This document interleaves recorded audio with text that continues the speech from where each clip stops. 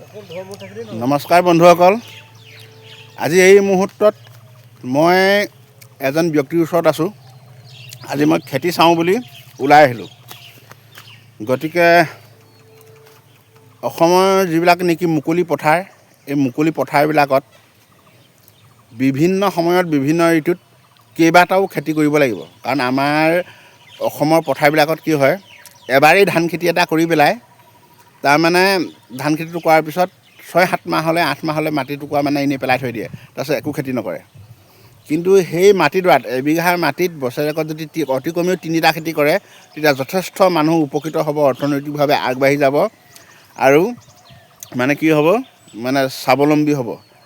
আৰু নিজেই যেতিয়া অৰ্থনৈতিকভাৱে ব্যক্তিসকল যেতিয়া স্বাৱলম্বী হ'ব, উপকৃত হ'ব, তেতিয়া সমাজখন উপকৃত হ'ব।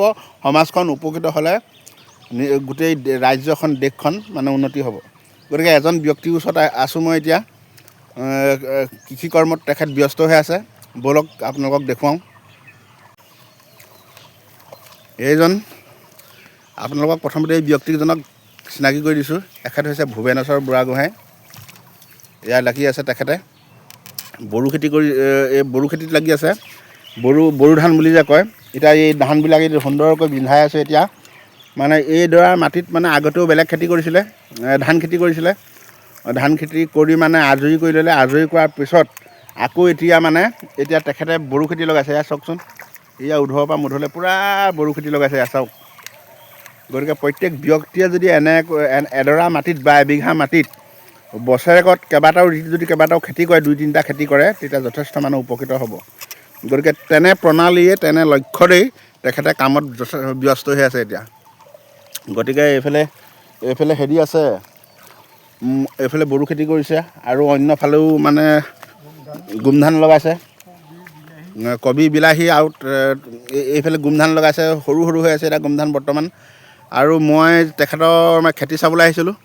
খেতি চাবলৈ আহোঁতে তেখেতে কৰা শাক পাচলিও মোক দিছে।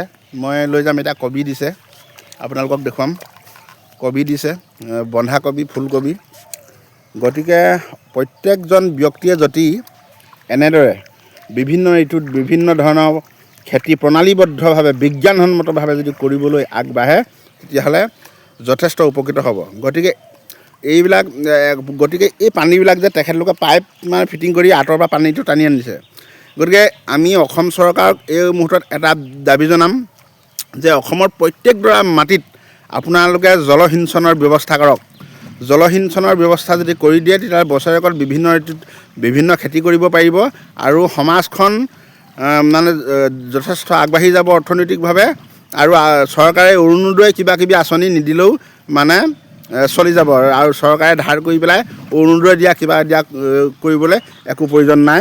গতিকে আপোনালোকে কৃষি কৰ্ম কৰিবৰ কাৰণে আপোনালোকে সুবিধা কৰি দিয়ক আৰু অসমৰ প্ৰত্যেকডৰা মাটিত জলসিঞ্চনৰ ব্যৱস্থা কৰক। ধন্যবাদ।